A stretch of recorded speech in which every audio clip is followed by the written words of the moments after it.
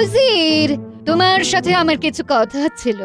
আচ্ছা বেগম সাহেবা, বলুন বলুন, কি বলবেন বলুন। আমি একটু ঘুরতে যেতে চাই।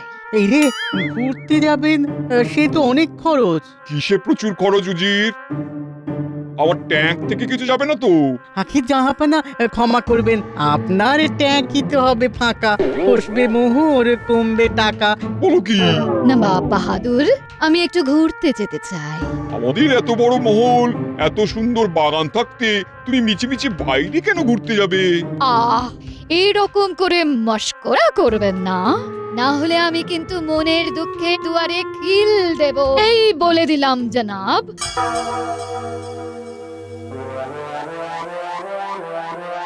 জাহাপানা, বেগমকে আটকান, না হলে এই গোসা ভাঙাতে গিয়ে আরো বেশি মোহর খরচা হয়ে যাবে। ঠিক বলেছো উজির। না না না না, আমি আটকাই। কি ব্যাপার, সকলে এত চিন্তিত কেন? প্রতিদিনেরই নিয়ম। গোপাল আজও এলো না। গোপাল তো বিজ্ঞানীর সেবায় ব্যস্ত, অসুস্থ বিজ্ঞানীর দেখভাল করছে। ব্যস্ত না ছাই, এই নিয়ে পরপর 4 দিন হলো গোপাল সভায় দেরি করে আসছে, অজুহাত দিচ্ছে বিজ্ঞানীকে সেবা করার, অথচ আপনি কিছুই বলছেন না।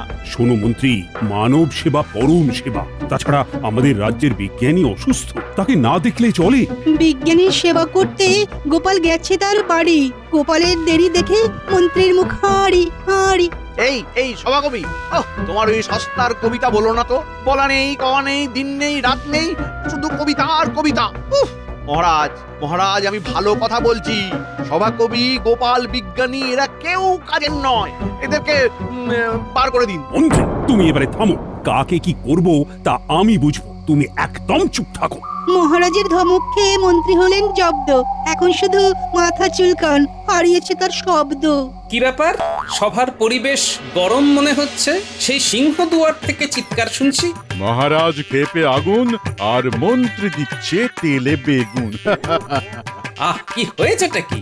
তুমি বিজ্ঞানী সেবা করছো বলি মন্ত্রীর রাগ, দিয়েছি ধমক। এ আর নতুন কথা কি?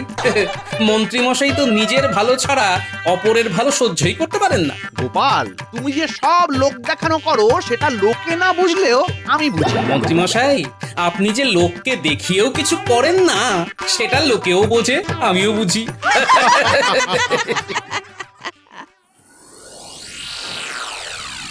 এখন তাহলে বলো উজির, কোথায় যাওয়া যায়? সমুদ্র নাকি পাহাড়? আগে নবাব বাহাদুর, এমন একটা জায়গায় যেতে হবে যেখানে দুটোই আছে।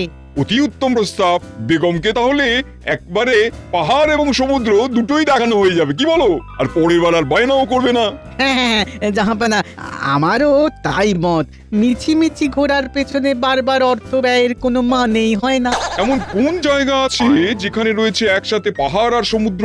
সে জায়গা বড়ই বিচিত্র। বলো, আরে কোন দিকে শুনি? নবাব, আপনাকে বলছি এখুনি।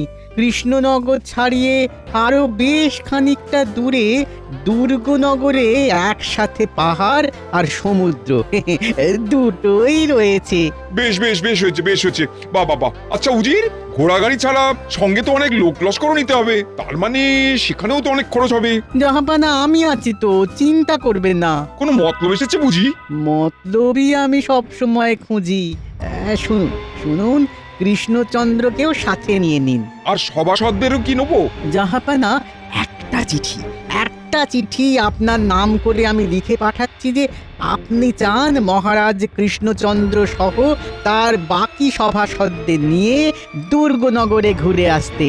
আচ্ছা, তাহলে তুমি বলতে চাইছো যে ওদেরকে সাথে নিলে আমার এখান থেকে লোক লস্কর নিতে হচ্ছে না, তাই তো?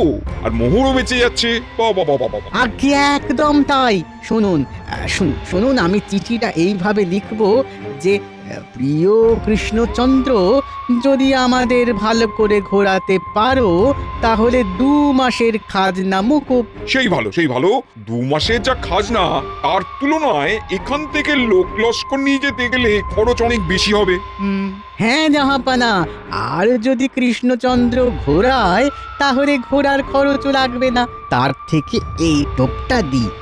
ওরাও রাজি হয়ে যাবে, সমস্ত লোটা কম্বল আর বহর ব্যবস্থার ঝামেলা ওরাই পোয়াবে। আমরা তাহলে নিশ্চিন্তে ঘুরতে পারবো। তুমি না থাকলে কি যে হতো উজির।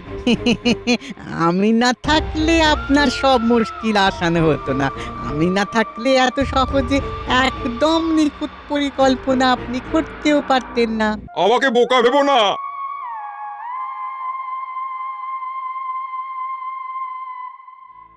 তাহলে গোপাল, তুমি বলছো আরো বেশ কিছুদিন সময় লাগবে। হ্যাঁ মহারাজ, বিজ্ঞানী এখনো পুরোপুরি সুস্থ নয়। ঠিক আছে, দেখো যত তাড়াতাড়ি তাকে সুস্থ করে তোলা যায়। হ্যাঁ, বিজ্ঞানীর দ্রুত সুস্থতার প্রয়োজন।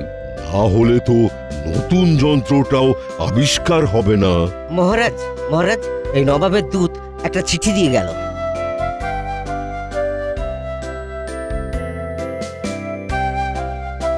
এখন আবার নবাবের চিঠি? খাজনা তো দেওয়াই আছে। তাই তো। নবাবের চিঠি যখন এসেছে, দিন আমি পড়ি। হ্যাঁ, উনি তো আবার আপনার গুরুদেব, আর ওই উজির প্রাণের দোষর।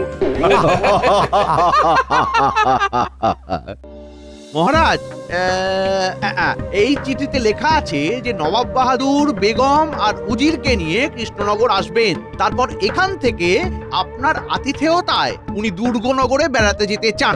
যদি আপনার আতিথেয়তায় ঘুরে উনি সন্তুষ্ট হন, তাহলে হ্যাঁ, 2 মাসের খাজনা মুকুব করে দেবেন। এ কেমন কূটনীতি?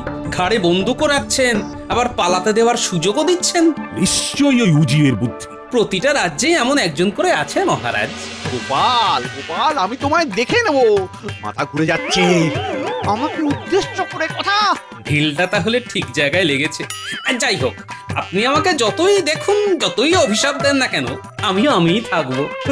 কথায় আছে, শকুনের অভিশাপে গরু যায় না মরে। গোপালের কথা শুনে মন্ত্রীর মাথা ঘোরে।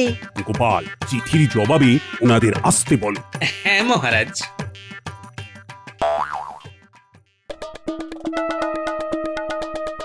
তাহলে জবাব এলো? হ্যাঁ বলো উজির। জবাব না এসে কোথায় যাবে জাহাপানা?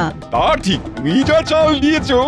জাহাপানা, তাহলে আজ বাদে আর 3 দিন পরেই রওনা দিই। দাও দাও দাও দাও, কৃষ্ণচন্দ্রকে লিখে দাও, আমরা যাচ্ছি।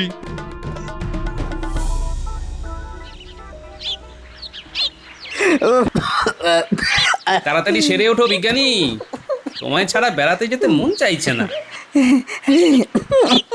এরকম বলো না, কি আছে, কয়েকদিনের তো ব্যাপার। তাছাড়া তুমি যেভাবে প্রত্যেকটা দিন আমার সেবা করে চলেছ, কি বলবো।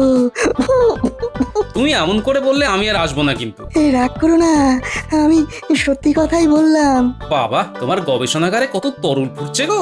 দেখো না, চারিদিকে সব কত তরল। কত রঙের। হ্যাঁ। আচ্ছা, এই এত রকম তরলের নাম তোমার মনে থাকে? তা তা থাকবে না কেন? কত বছর ধরে শুধু এইসবের সাথেই ঘর করছি বলো তো। আচ্ছা, বলছি এই বিকারগুলো তো সব কাচের, তাই না? হ্যাঁ তো। কাচের পাত্রে তরল ফোটাচ্ছ, কাচ ফেটে যাবে না? না না, অত সহজ না। বিজ্ঞান বড়ই অদ্ভুত। তুমি কি জানো, কাগজ তো অত্যন্ত সহজ দাহ্য বস্তু, কিন্তু কাগজের পাত্রেও তরল রেখে ফোটানো সম্ভব। বাবা, সেটা কি করে? দেখো, তুমি যদি শুধুমাত্র কাঁচকে আগুনের উপর বসিয়ে দাও, তাহলে একটু গরম হলেই কাঁচ ফেটে যাবে। কিন্তু তার মধ্যে যদি কোনো তরল পদার্থ থাকে, তাহলে সেই তরল ওই উষ্ণতা টেনে নেয়। একই ব্যাপার কাগজের ক্ষেত্রেও প্রযোজ্য। হ্যাঁ। এটা তো আমি জানতাম না, একদম নতুন জিনিস জানলাম। হ্যাঁ, এটাই পদার্থ বিজ্ঞানের মজা। কঠিন চেষ্টা করে তরল হতে, বায়বীয় হতে। হ্যাঁ, বুঝলাম। যাই হোক, আমি আজ উঠি, বুঝলে? তুমি সাবধানে থেকো। হ্যাঁ, আনন্দ করে ঘুরে এসো গোপাল, আমায় নিয়ে একদম ভেবো না। হ্যাঁ হ্যাঁ।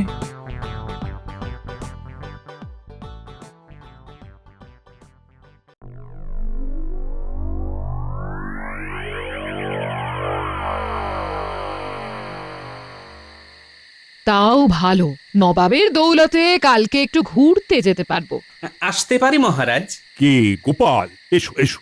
রানীমা, এত খুশি হবেন না, এইগুলো সব নবাবের ষড়যন্ত্র। খাজনা মকুবের নাম করে আমায় ফাঁসিয়ে দিল। যাকে মহারাজ, আপনি চিন্তা করবেন না, আমরা আছি তো, সব সামলে নেব।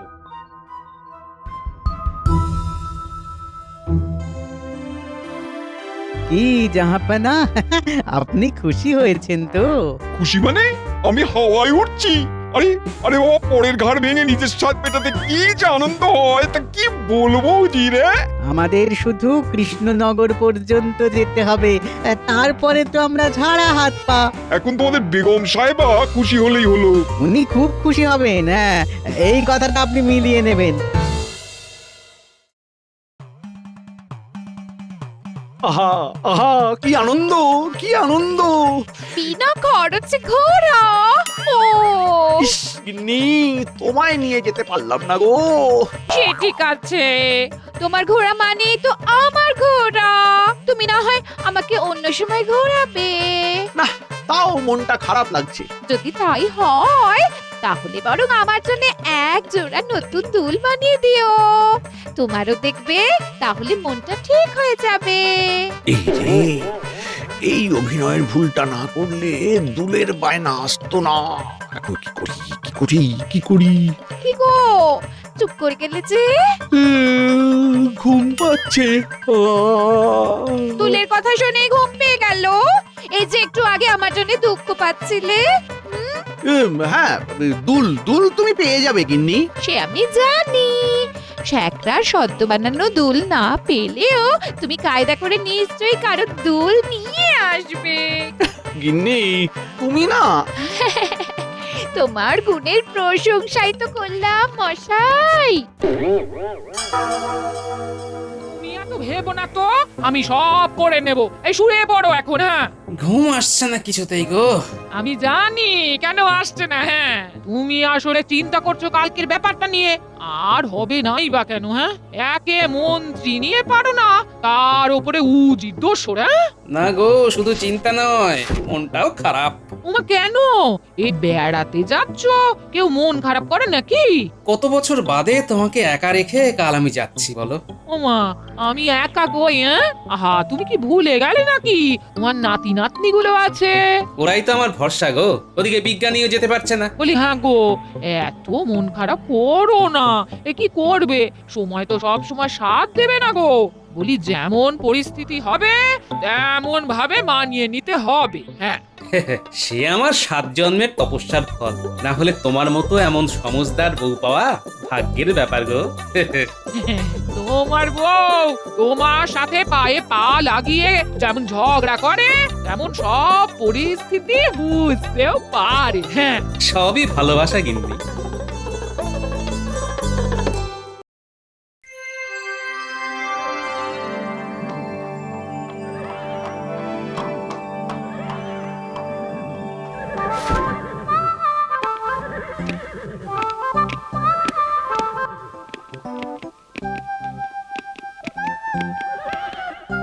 আমরা একদম ঠিক সময় এসে গেছি।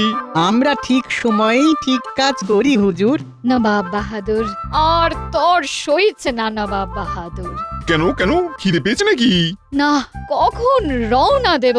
ঠিকই তো, বেগম সাহেবা সেই কখন বেরিয়েছেন। মন্ত্রীমশাই, আপনারও যদি খুব তাড়া থাকে তাহলে আপনি বরং কোচোয়ান হয়ে যান। হ্যাঁ, এতটা পথ যাওয়ার বন্দোবস্ত করা তো চারটিখানি কথা নয়। নবাব, এখানে সবই দেরিতে, আমার ভালো লাগছে না। মহারাজ, এখানে এমন অব্যবস্থা কেন? আমি কিন্তু সন্তুষ্ট না হলে 2 মাসের খাজনা মুকুব তো করবই না, উল্টে 4 মাস বাড়িয়ে দেবো। সে আপনি এমনি করবেন না, আমি জানি। বেগম সাহেবা, খুব শিগগিরই রওনা দেব। তার আগে একটু জল খাবার খেয়ে নিন। বুঝলেন নবাব, আমার এই গোপাল না থাকলে এত তাড়াতাড়ি সব বন্দোবস্ত হতোই না। চলুন চলুন জাহাপানা, চলুন বেগম সাহেবা, চলুন। হ্যাঁ হ্যাঁ হ্যাঁ, জল খাবার পর্ব মিটলেই আমরা রওনা দেব।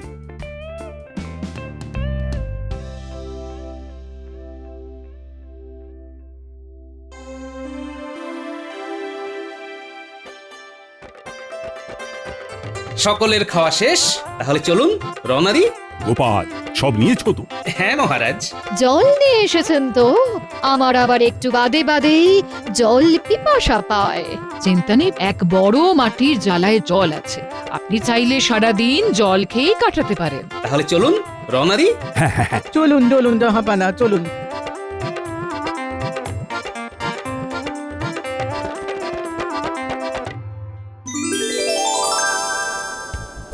উফ, কি দারুণ জায়গা! আহাহাহা, এত সুন্দর হাওয়া! কৃষ্ণচন্দ্র, তুমি এক কাজ করো, তুমি বরং এই হাওয়াতেই পাখি হয়ে উড়ে যাও। নবাব, মহারাজ উড়ে গেলে আপনারই বিপদ। কেন কেন শুনি? মহারাজ, পাখি হয়ে উড়ে গেলে আপনাকে খাজনা দেবে কে? কেন আমি মহারাজ হয়ে যাব, গোটা রাজ্য আমিই দেখব।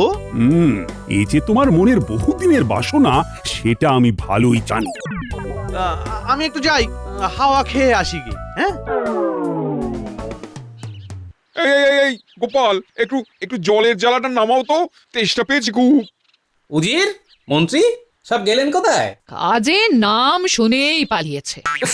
এই এত বড় জ্বালা নামানোটা কি চারটিখানি ব্যাপার? এই গোপাল গোপাল, দাঁড়াও দাঁড়াও দাঁড়াও, তুমি একা পারবে না। না মহারাজ, আমি পারবো।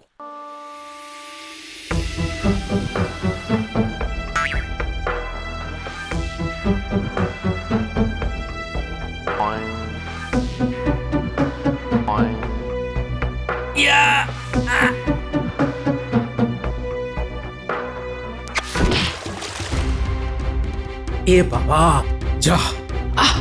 গোপাল, এটা কি হলো? এখন কি হবে? আমি জানি না, আমাকে যেখান থেকে পারো জল এনে দাও। অকম্মার ঢেকি বের করে দেবো কৃষ্ণনগর থেকে। বেশ হয়েছে, গোপাল এবার বুঝবে ঠেলা।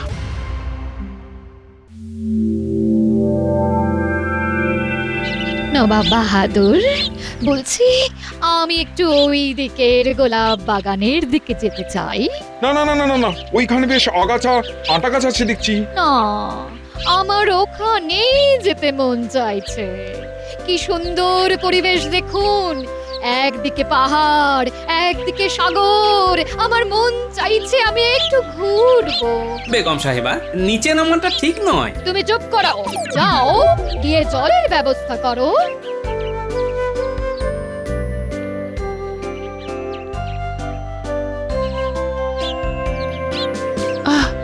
বাবা, গোলাপগুলো দেখুন। খুব সাবধান, এখানে কিন্তু অনেক কাঁটা গাছও আছে, সাবধান। আরে বাবা, শোভাটা উপভোগ করুন।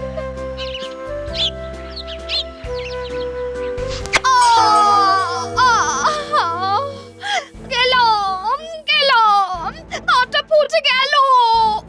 হলো তো, বলেছিলাম। কে কোথায় আছেন? আসুন, বেগম সাহেবা পড়ে গেছেন। আসুন আসুন। কি, আমার বেগম পড়ে গেছে? আমার বেগম কিনা? কথা না শুনলে যা হয়।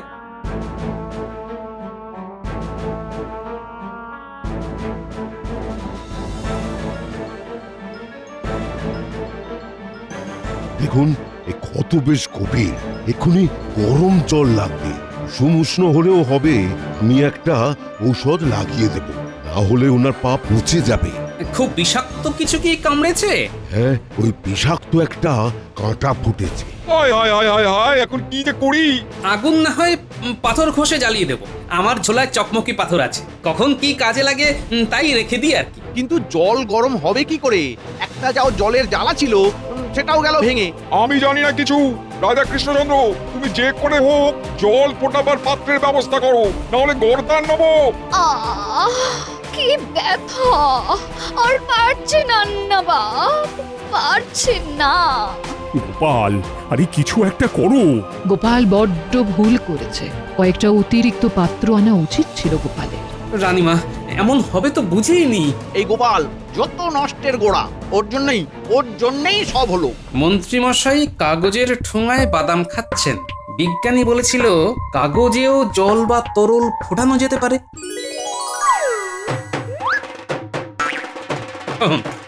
ঠোঙাটা বেশ শক্তপোক্তই আছে, কাজ হয়ে যাবে। এই দাও দাও, আমার বাদামের ঠোঙা দাও দাও। এখন এটা পাবেন না, কাছাকাছি অনেক কাঠের টুকরো আছে। যাই, আগে আগুন ধরাই, তারপর চট করে ঠোঙায় জল ভরে আনি।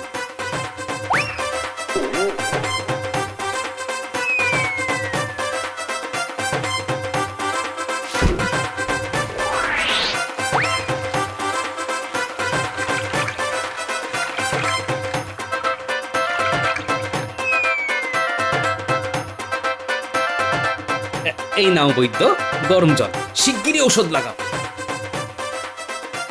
সাবাস সাবাস গোপাল, নবাব চিন্তা করবেন না, বেগমের পা একদম ঠিক হয়ে যাবে। ভাগ্যিস গোপাল ছিল। গোপাল গোপাল, তুমি আমায় ক্ষমা করে দিও, আমি রাগে অন্ধ হয়ে কি না কি বলেছি। গোপাল, তুমি এই উপায় জানলে কি করে? বিজ্ঞানীর থেকে শুনেছি কাগজও জল ধারণের ক্ষমতা রাখে, তাই সেই উপায়টাই প্রয়োগ করলাম। আর জল ঢাললে কাগজ ভিজে যায়। যতক্ষণ না আগুন পুরো কাগজের জল শুকিয়ে কাগজকে শুকোতে পারছে, ততক্ষণ কাগজও পুড়বে না। গোপাল আমাদের সেরা আর সেরা। গোপাল, তোমায় আমি আমার মুর্শিদাবাদে 2 বিঘা জমি পুরস্কার হিসেবে দেবো।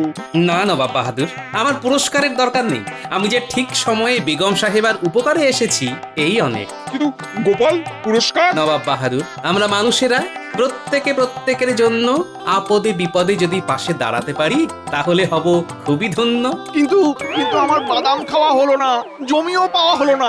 ইস, বাড়ি ফিরে গিন্নিকে আবার দুল বানিয়ে দিতে হবে। ভালো লাগে না আমার কষ্টের জীবন। দূর দূর দূর দূর, অসহ্য।